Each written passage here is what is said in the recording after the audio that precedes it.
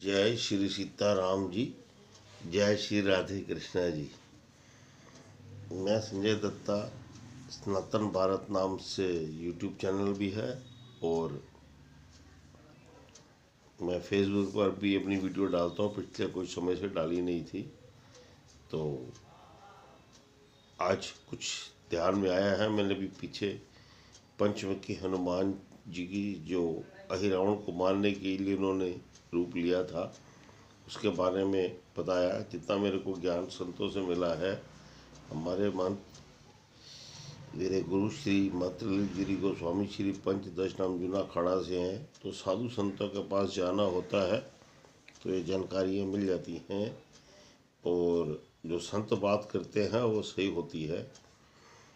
तो वरा अवतार की बात करते हैं और उनका कैसे विवाह हुआ और क्या था उनका, क्यों उनको श्री हरि जी को वरा रूप में आना पड़ा इतने बड़े विशालकाय रूप में। तो हिरण्याकश और हिरण्याकश्यप जो थे वो बड़े भाई थे और हिरण्याकश छोटे थे। महर्षि कश्यप और दिति के पुत्र थे, लेकिन राक्षस प्रवृत्ति के थे। और हिरण्याकश ने एक समय माँ पृथ्वी भूदेवी को बहुत अत्याचार किए और जंजीरों में डालकर समुद्र में डाल दिया था और पृथ्वी का सारा संतुलन बिगड़ गया था। प्रकृति का सारा संतुलन बिगड़ गया था। तो श्री हरि जी को वराह रूप, जो आप जंगली सूअर के रूप में देखते हैं, दो दांत आगे निकले होते हैं और उनको उस रूप में पाताल लोक से बहुत विशाल स्वरूप उनका। बताते हैं कि धरती की पृथ्वी के अनुसार लगभग 75,000 किलोमीटर उनकी ऊंचाई थी और 40,000 किलोमीटर लगभग उनकी चौड़ाई थी। और पाताल लोक से आए वो और सीधा समुद्र के अंदर गए। वहाँ पर उनका लगभग 1,000 वर्षों तक हिरण्याकश, जो हिरण्याकश्यप का छोटा भाई था, उसके साथ युद्ध चलता रहा और माता पृथ्वी को भी बचाए रहे वो उस दौरान, ताकि उनको भी कुछ नुकसान ना हो। तो अपने दोनों जो दांत उनके आगे निकले होते हैं उनके ऊपर रखा हुआ उन्होंने। ये अपने आप में बहुत बड़ी बात है। ये आधार पर संतों ने बताई है। तो और काफ़ी वर्षों तक वो, लगभग कई संत तो यहाँ तक बताते हैं कि 1,000 वर्षों तक उन्होंने माता पृथ्वी को अपने यहाँ दांतों पर ही मुंह के पास रखा। और जब लेकर बाहर आए तो माता पृथ्वी को भूदेवी भी कहते हैं, मृत्यु हमारी माता है। तो उन्होंने आग्रह किया कि आप तो अब चले जाएंगे तो इस संसार का कैसे होगा। उन्होंने बोला नहीं, अब तो उसका वध हो गया है, आपको कोई परेशान नहीं करेगा। उन्होंने बोला ठीक है, लेकिन आपके मैं मुख के पास रही तो मेरे लिए ये बहुत एक शर्मसार बात हो जाएगी, आपको मुझे अपनाना पड़ेगा कुछ समय के लिए। तो वराह जी ने वहाँ पृथ्वी के साथ जो वराह अवतार में थे उनको अपनाया और उनसे एक पुत्र हुआ,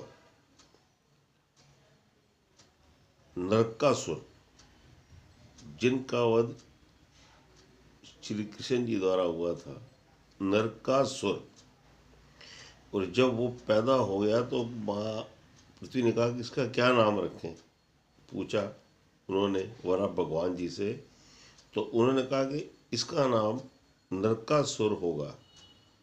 नरकासुर ने बोला कि नरकासुर क्यों, इतना ऐसा क्यों नाम। उन्होंने बोला इसके अंदर कुछ राक्षसी प्रवृत्तियां भी आ जाएंगी, आप बचा कर रखना इसको। अगर ये उनसे बच गया तो ठीक रहेगा, नहीं तो इसका वध फिर हो जाएगा और ये भी बहुत घोर तपस्या करेगा और बहुत ही बलशाली होगा।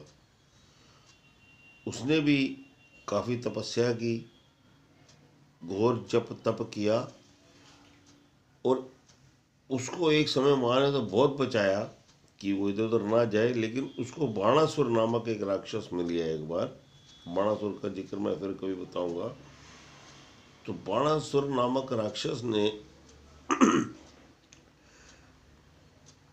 उसको अपने बातों में उलझाकर और तपस्या करवाई, जब तप करवाया, इंद्रलोक पर विजय करवा दी उसकी, कई देवताओं को बंदी बना लिया और फिर उससे कहा कि तेरे को एक यज्ञ करना पड़ेगा, तो 21,000 कन्याओं को एकत्रित कर, जिसमें कई अप्सराएं भी हो, सुंदर सुंदर स्त्रियां, उनसे एक साथ विवाह रचाएगा तो तेरे को बहुत कुछ ऐसा मिल जाएगा जो फिर तेरे को किसी के लिए भी मार पाना असंभव होगा।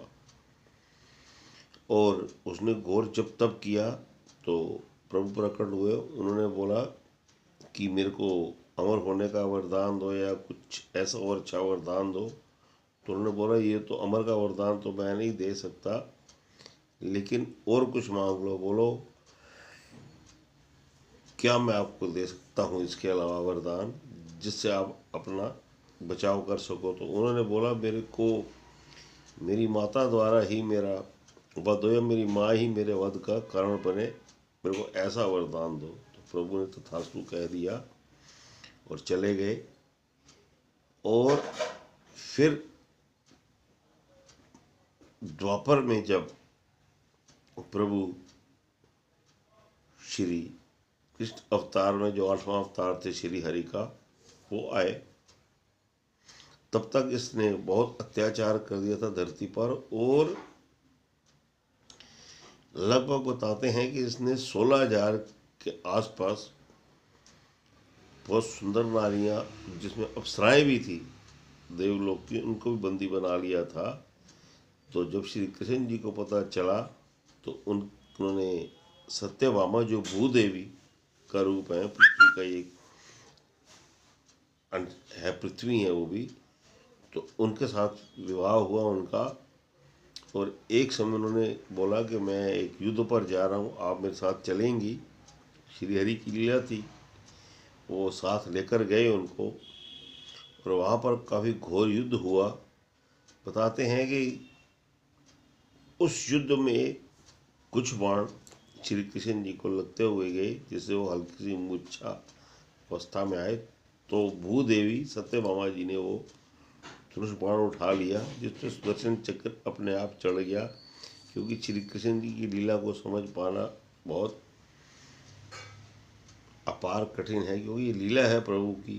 तो उन्होंने श्री कृष्ण जी ने चलवाया उनसे और उनसे कहवा दिया कि अब इसका वध होना चाहिए। उन्होंने बोला हाँ होना चाहिए।